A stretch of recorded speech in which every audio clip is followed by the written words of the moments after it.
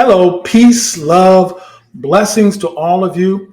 My name is Len Gaffney. I am a master intuitive, I am a master teacher, and I'm a master healer. I have over 30 years of experience in my conscious journey.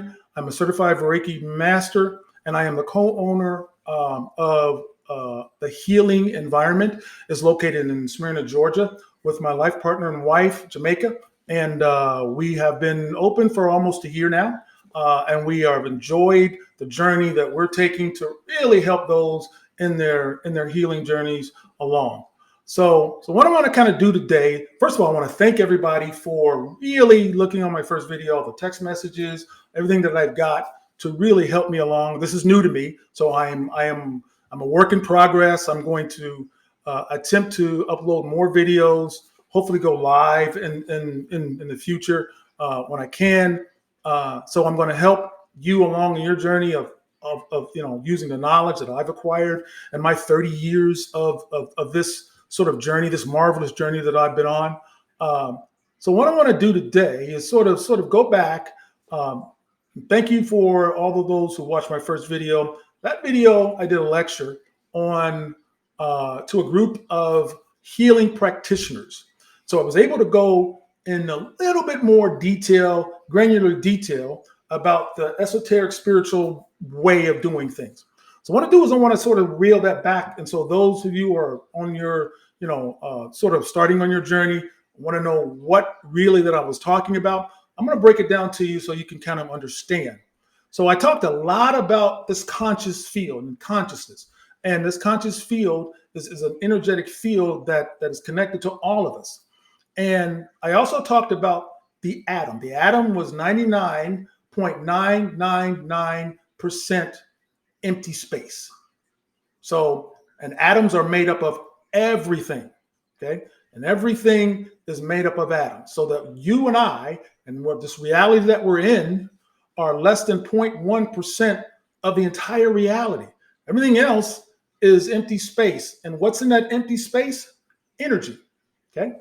And what I also said was everything that happens to you is universally designed for you to learn a lesson. So everything is energy, everything. That means the energy projected by the table that you're on or the chair that you're sitting on, you, your thoughts, your feelings, your communications, your actions, everything is energy.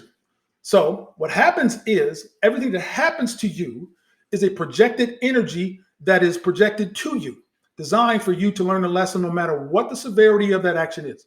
Okay, let's keep that in perspective. No matter what severity of it is universally designed for you to learn that lesson. So what happens? What is this conscious field?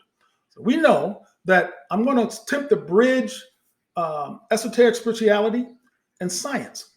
What this conscious field is it's called a quantum field in science terms. Okay, quantum field is real.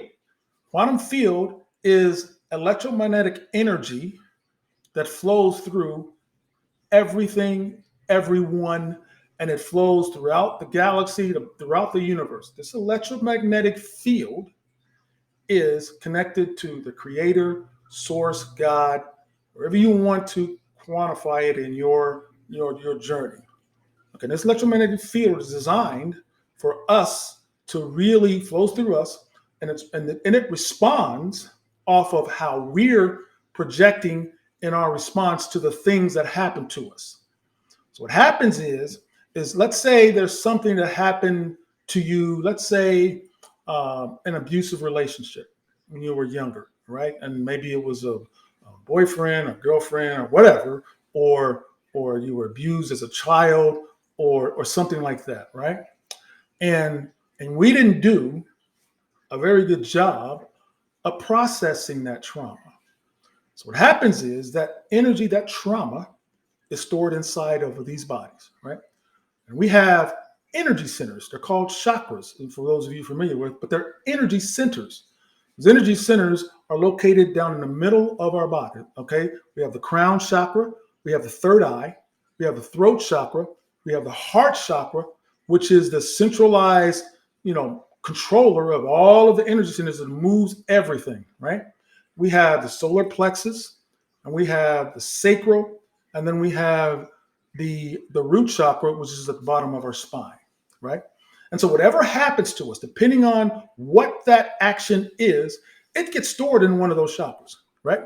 And so it stores, and that sets our frequency. We're all vibrating energies at a certain frequency rate, right?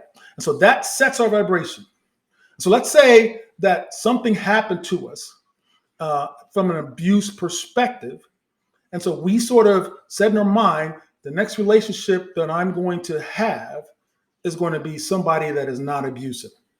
So what happens is everything that we think, we feel, we do is radiated at the top of our heads, right?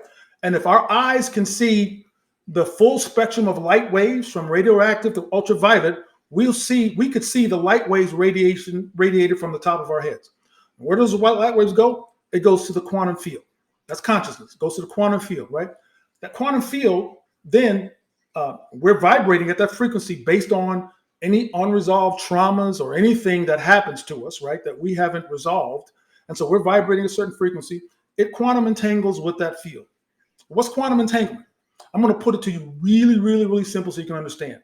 Have you ever been thinking about someone like an entire day that person is really resonating in your mind, right? And all of a sudden, that person texts you or calls you within 24 hours, and you haven't prompted that person whatsoever, but that person just really calls you.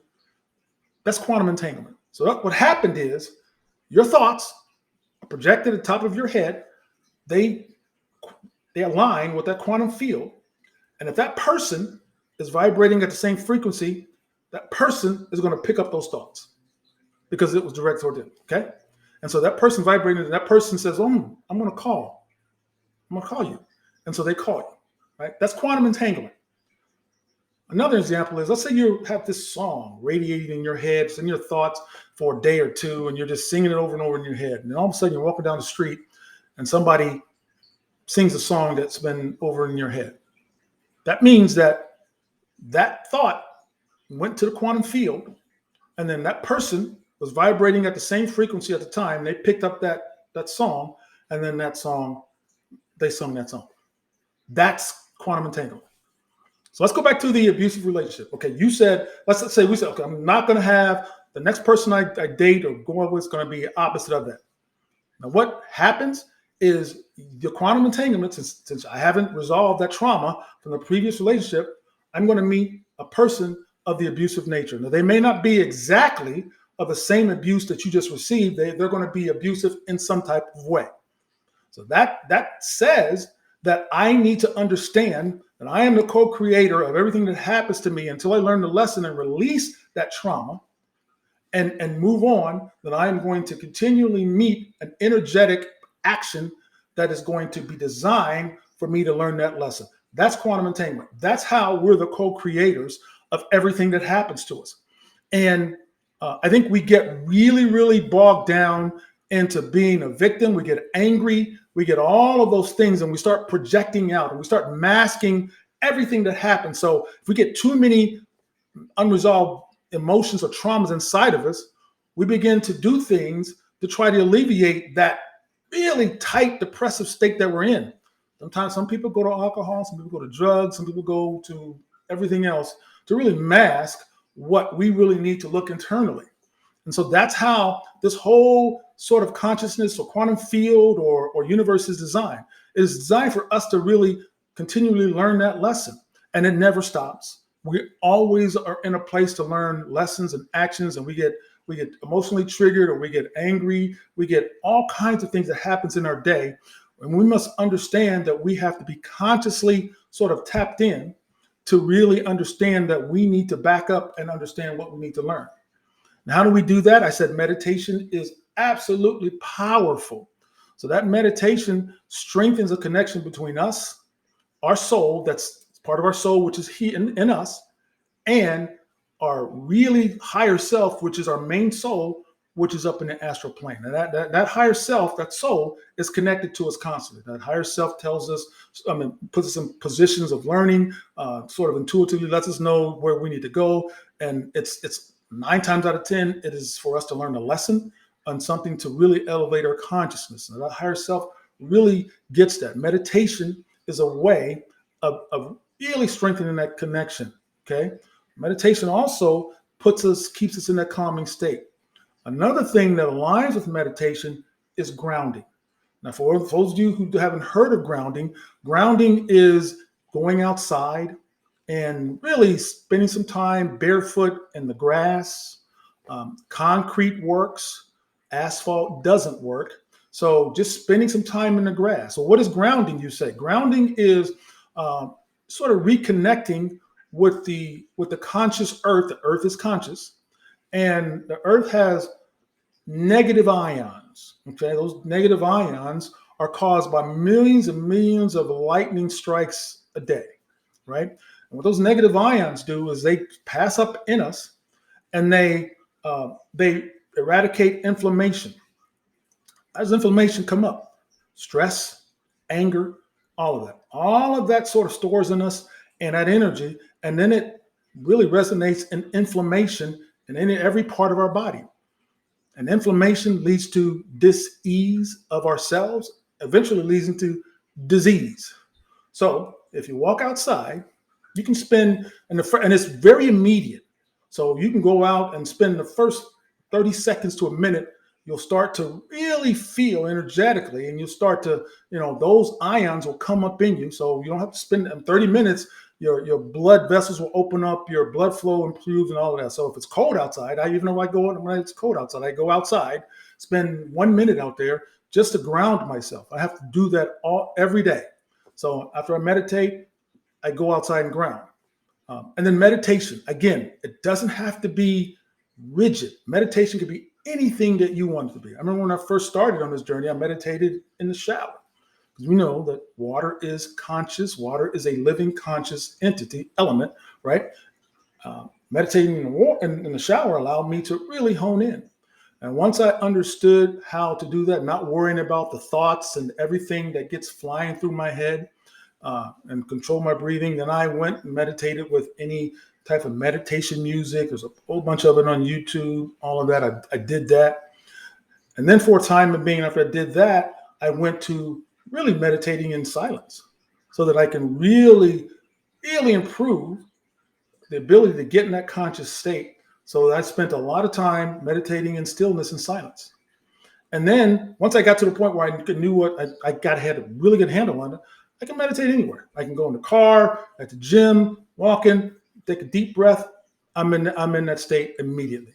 And so that's the really art of meditation. You have the sympathetic and parasympathetic. You want to get the parasympathetic. Sympathetic is when you get stressed, you get angry, all your nerves start getting all active and all of that stuff, and then it gets lead to inflammation, and then you can't consciously and calmly make decisions based on how you can learn the lesson. You tend to get angry, you tend to blame others, you tend to make rash decisions and all of that. The art is to really ensure that you're keeping yourself in that state, and you can allow yourself to be angry. It's okay to be angry. Just understand that once you get angry, you release it and you move on and you keep going. So that's what it does. And so it will help you along your journey. It's not easy. It's at first because we get really sort of internally, angry about the fact that whomever or whatever did something to us, it is their fault and not ours. But we have to understand, and I know this is one of the hardest things that anybody that I've worked with really was hard, really resonating with understanding that it is about what's internal. What's the lesson that they needed to learn internally? And once they got that, things started happening. And then you can start to move in the direction that you want to. So that quantum field, so just understand that everything that everything that you do, you say, everything gets radiated at the top of your head. It aligns with that quantum field. And based on your frequency rate, it will send out sort of signals to everybody who's aligned at that frequency. And then people that you will interact with will have some of the same issues, same problems, same things that you have until you understand that you need to learn the lesson within. And then once you understand that, you'll start to meet people who are designed to elevate you. You start people who are designed to really move in a direction. And that's when you start clearing the road of the trauma that you have. We all have them.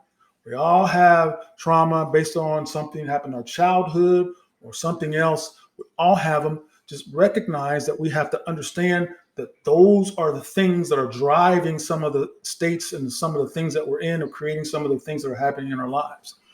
So once we do that, I think we can begin to heal as a whole, as a consciousness. And it starts by each person really taking the steps to consciously heal. There's a lot going on in the world. There's a lot going on. We tend to keep a lot of things internally. There's millions of people out there just like me, better than me, and know more than me, and all of that kind of stuff that are designed to really help you on your journey. And so we're going to do that. And so don't be really shy or try to think that you're the only one with the issues that you have. Everybody has them. This whole universe is designed that way. So we have to be conscious enough and self-aware enough to know that we have help. We're here to help you. So again, thank everybody for tuning in. I love you. Peace, blessings. We're going to do this more. Hopefully we'll go live in a few times and things like that. But we're getting the ball rolling on this. I'm excited. Things are going in a positive direction. I'm here to help as many people as I can and help them on their journey. And please leave comments, like, share, subscribe. And I promise you, I will get more videos up and post it and all of that so that it'll help you on your journey. Again, thank you. Peace, love, blessings.